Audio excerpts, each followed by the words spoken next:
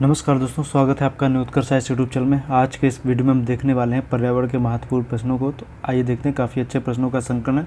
बाकी मैं कल का बता दूं, कल का टेस्ट होने वाला है इंडियन ज्योग्राफी। तो आप लोग इंडियन ज्योग्राफी को अच्छे से देखिएगा। बाकी मैं बता दूं कि मैं जल्द ही आपके लिए वाइट बोर्ड पर वीडियो लाना शुरू करूँगा, जल्द ही आएंगी वीडियो। और उसमें बता दूँ, मैं टॉपिक लेकर के आऊँगा अक्षांश देशांतर। तो ये टॉपिक मैं लेकर के आऊँगा और इसको काफ़ी अच्छे से बताऊँगा। इस तरीके से आपने कभी ये टॉपिक पहले नहीं पढ़ा होगा। तो जल्द ही मैं अक्षांश और देशांतर के ऊपर वीडियो लेकर के आऊँगा, बहुत जल्द आएगी, 2-3 दिनों के अंदर ही आ जाएगी वीडियो।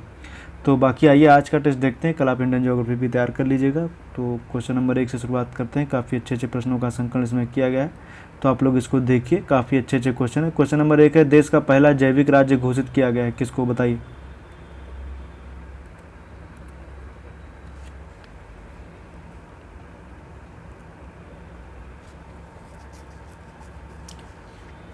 पहला जैविक राज्य जो घोषित किया गया है, वो घोषित किया गया सिक्किम को।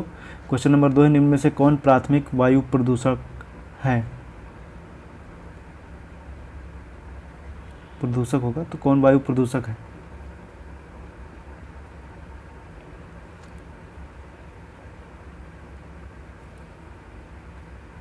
काला कार्बन, 2 का डी सही हो जाएगा। 3 की तरफ आएंगे, जंगलों में आग लगना निर्भर करता है किस पे, वनस्पति प्रकार पर, आबादी से दूरी पर।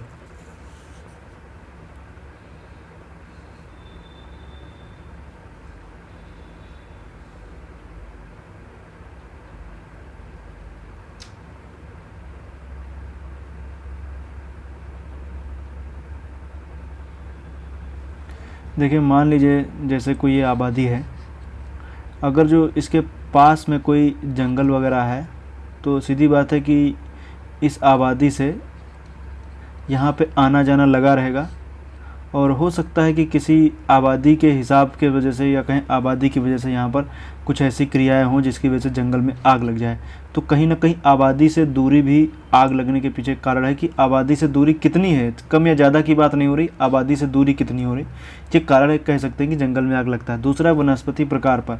अब देखिए, अगर जो कोई एरिया ऐसा है जहाँ पर जैसे पतझड़ वन पाए जाते हैं, तो पतझड़ वन जब पाए जाते हैं तो आप जान रहे हैं कि उनके पत्ते वगैरह झड़ जाते हैं। और ज़मीन पर जब आप देखेंगे, मान लीजिए जैसे कोई ये पौधा है, तो नीचे जो इसकी पत्तियां वगैरह गिरेंगी, तो इसकी जो पत्तियां वगैरह गिरेंगी तो नीचे गिर जाएंगी, तो नीचे गिरेंगी तो पत्तियां सूखी होंगी, आग जल्दी पकड़ेंगी। लेकिन अगर जो कोई वर्षा वन का जंगल है, तो वहाँ पे नमी भी बहुत रहती है, और नमी रहेगी, पत्तियां वगैरह हरी रहती हैं, तो इसकी वजह से वहाँ पर आग लगने की संभावना कम हो जाती है। तो कहने का मतलब है कि जंगलों में जो आग लगती है वो वनस्पतियों के प्रकार पर भी निर्भर करती है और आबादी से दूरी पर भी निर्भर करती है। क्वेश्चन नंबर 3 का जो है वो सी सही हो जाएगा, पहला और दूसरा दोनों। क्वेश्चन नंबर 4 की तरफ आएंगे, निम्न में कौन सुमेलित है बताइए। गंधमर्दन आंदोलन 1980, एपिको आंदोलन 1983, साइलेंट वैली आंदोलन 1978।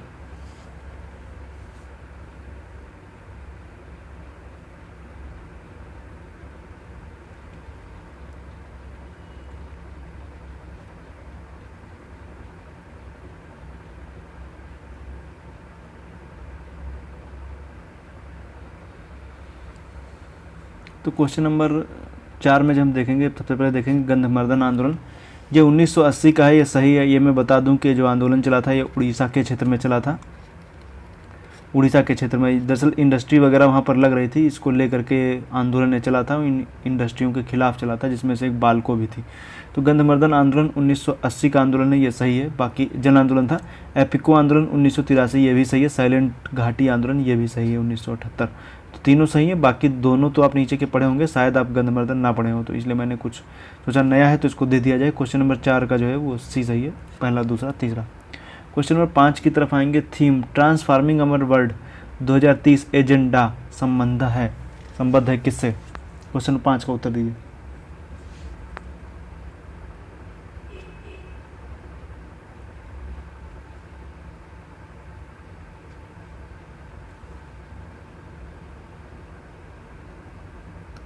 सी सही है, संपोषणी विकास लक्ष्य से।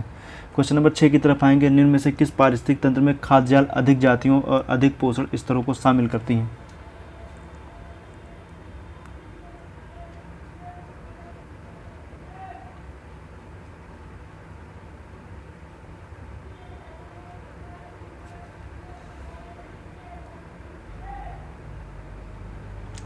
देखिए इसका उत्तर जो जाएगा समुद्र। समुद्र में जीवों की विविधता ज़्यादा है और खाद्य जाल अधिक जातियों को, अधिक पोषण स्तरों को शामिल करती हैं। इसमें देखिए जंगलों में जब आप देखेंगे तो उत्पादक से जब देखेंगे तो उपभोक्ता में प्राथमिक, द्वितीयक, तृतीयक, बहुत ही कह सकते हैं सीमित तरीके से यहाँ पर जीव वगैरह होते हैं। लेकिन जब आप समुद्र वगैरह में देखते हैं तो उनमें जो है खाद्य जाल अधिक जातियों और अधिक पोषण स्तरों में होता है।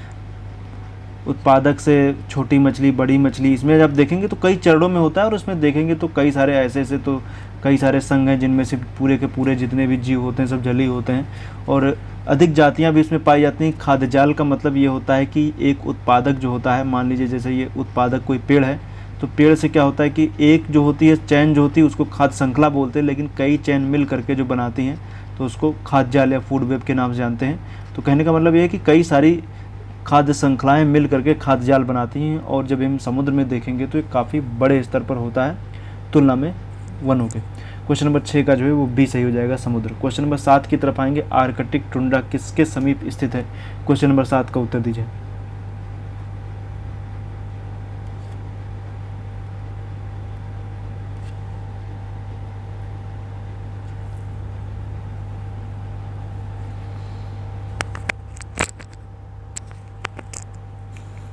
तो जब हम बात करेंगे आर्कटिक टुंड्रा की तो पहले तो थोड़ा सा मैं बता दूं कि जैसे मान लीजिए ये पृथ्वी है, अरे ऐसे गोला खींच लीजिए, मान लीजिए जैसे पृथ्वी है तो 0 डिग्री लाइन आप जान रहे हैं कि ये हो गई, उसके ऊपर 23.5 डिग्री पे कर्क रेखा, नीचे की तरफ मकर रेखा, उसके ऊपर 66.5 पे जब हम देखेंगे तो आर्कटिक वृत्त, नीचे की तरफ 66.5 पे देखेंगे तो अंटार्कटिक वृत्त। चूँकि पूछ रहा है आर्कटिक टुंड्रा तो आर्कटिक उत्तरी क्षेत्र में ही होगा, नीचे की तरफ अंटार्कटिका वृत्त है।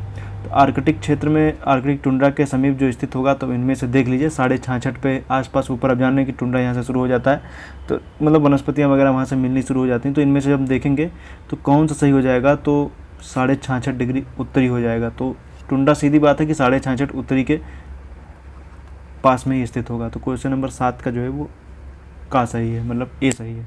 क्वेश्चन नंबर 8 की तरफ आएंगे, स्वच्छ आकाश में समुद्र की अधिकतम गहराई जहां तक प्रकाश संश्लेषण हो सकता है कितनी होती है बताइए?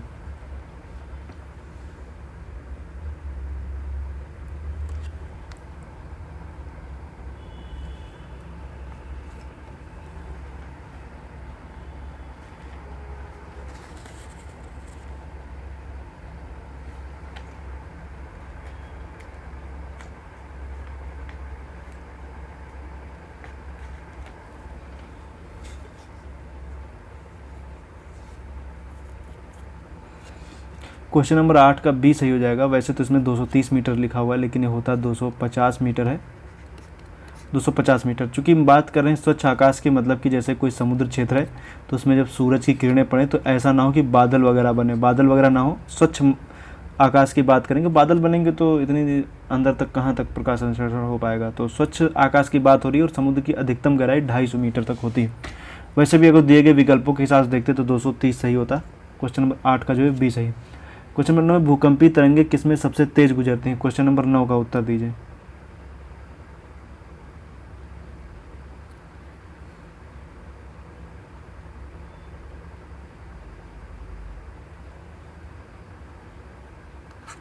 ए सही है, ठोस।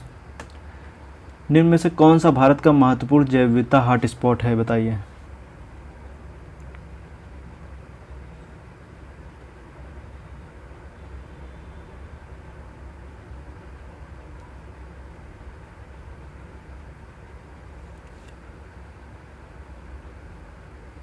वेस्टर्न घाट, पश्चिमी घाट है। और जान रहे कि 2 हॉटस्पॉट हैं भारत में, तो क्वेश्चन नंबर 10 का जो है वो ए सही हो जाएगा, वेस्टर्न घाट। क्योंकि आप जान रहे हैं 2 हैं, एक है पश्चिमी घाट, दूसरा है पूर्वी हिमालय। तो वेस्टर्न घाट से हो जाएगा। 11 है, वायुमंडल में उपस्थित ओजोन परत अवशोषित करती है किसको?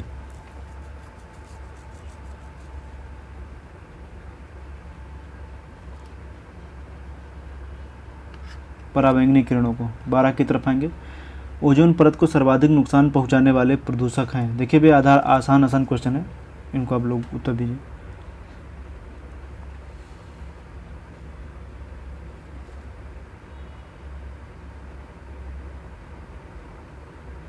12 का डी क्लोरोफ्लोरोकार्बन। 13 की तरफ आएंगे, प्रथम विश्व जलवायु सम्मेलन 1979 में कहाँ हुआ?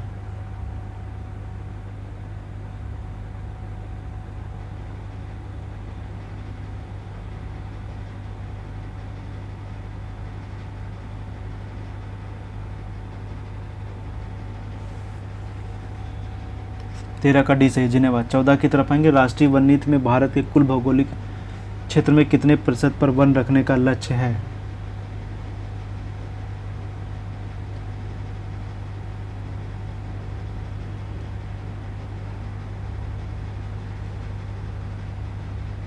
चौदह का है 33%। 15 की तरफ आएंगे, भारत में वन्य जीव संरक्षण अधिनियम कब लागू किया गया? 15 का उत्तर दीजिए।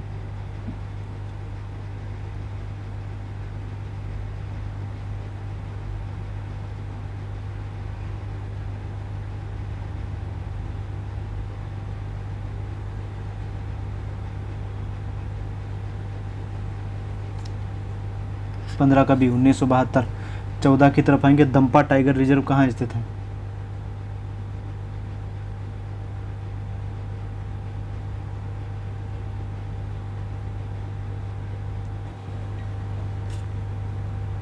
जब बात दंपा टाइगर रिजर्व की जाएगी तो दंपा जो है वो मिजोरम में स्थित है। 16 का ए सही है। 17 की तरफ आएंगे, निम्न में कौन सुमेलित नहीं है, बताइए।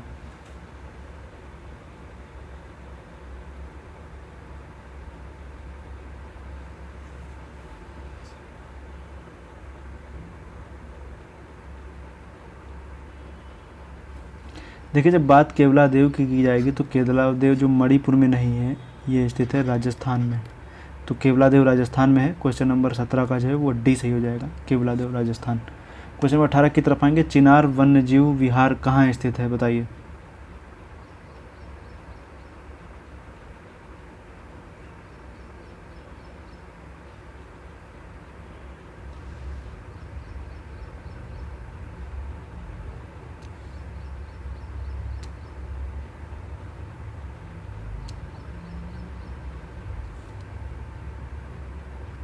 सी सही है, केरल। 19 की तरफ आएंगे, जिन कॉर्बेट राष्ट्रीय उद्यान अपना जल किस नदी से प्राप्त करता है? 19 का उत्तर दीजिए।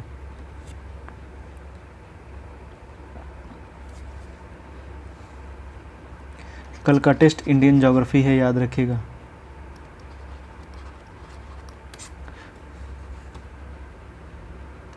उन्नीस का ए रामगंगा नदी। 20 की तरफ आएंगे, निम्न में से कौन प्रदूषक संकेतक पौधा है?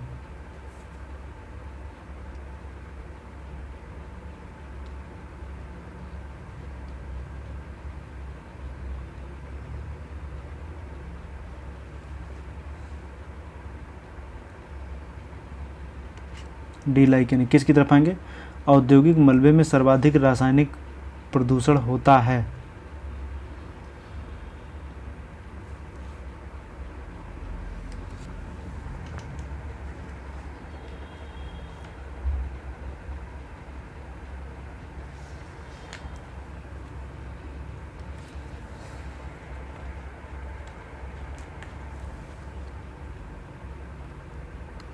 चमड़ा उद्योग।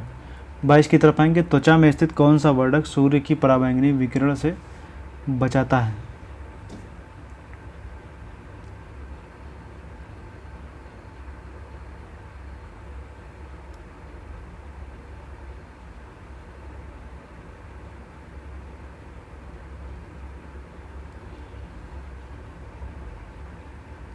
सी सही, मिलेनियम।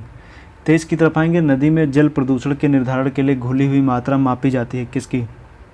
क्वेश्चन नंबर 23 का उत्तर दीजिए।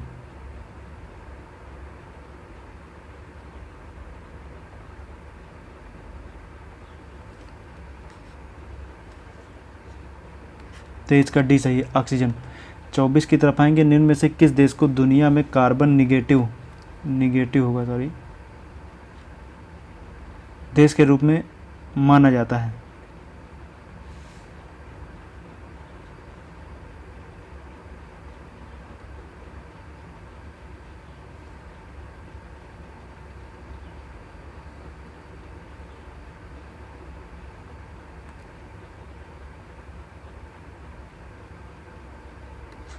भूटान। लास्ट क्वेश्चन की तरफ आ गए। परजीवता उदाहरण प्रस्तुत करते हैं।